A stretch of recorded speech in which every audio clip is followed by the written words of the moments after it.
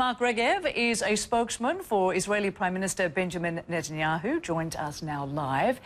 So, Mark, Israel's Prime Minister calls President Rouhani's speech cynical and full of hypocrisy. Does Israel see no benefits in trying to talk with Iran to find some common ground now that the opportunity may exist?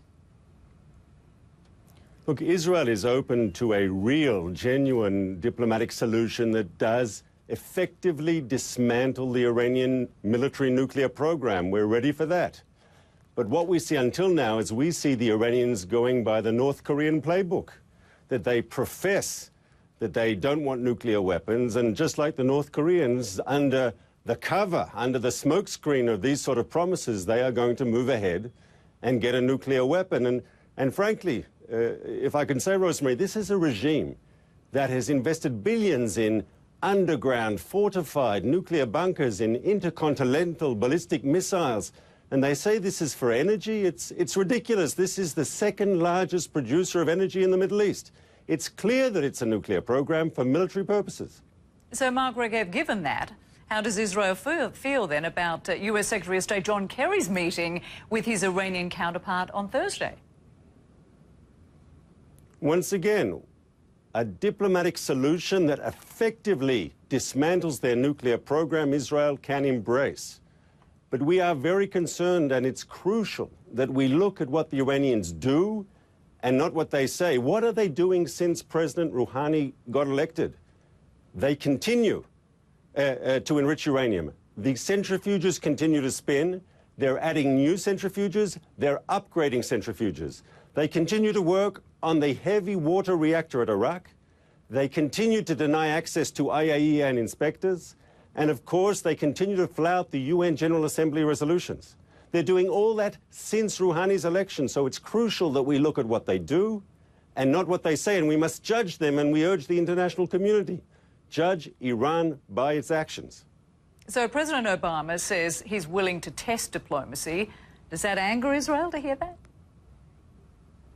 No, but the president said very clearly, President Obama, that this has to be transparent and has to be verifiable, that we can't suffice just with good words and with good promises.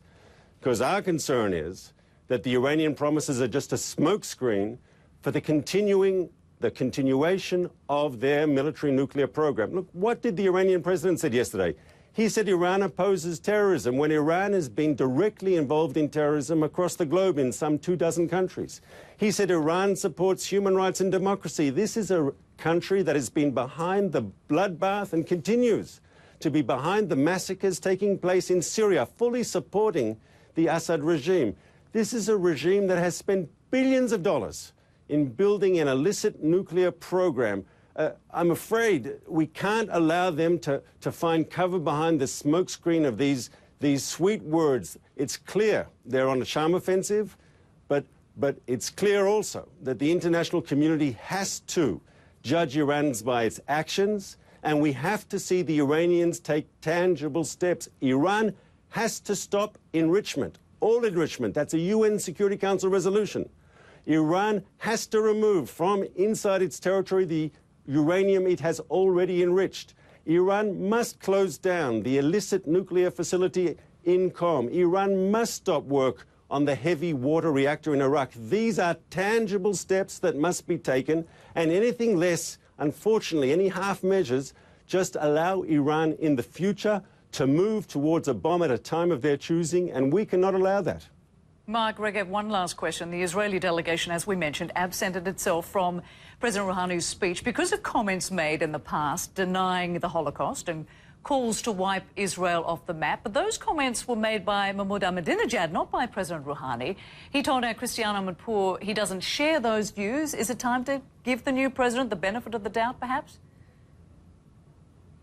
We'll give him the benefit of the doubt when we see a change in Iranian behavior, not just in rhetoric. And let's be clear, if you want to talk about words, just in the last few weeks we heard Iranian leaders talking about destroying Israel.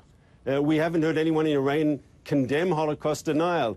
The simple fact is we're in the midst of an Iranian charm offensive, and we can't be fooled, we can't be bluffed. It's crucial that we judge this regime by what it does and not what it says.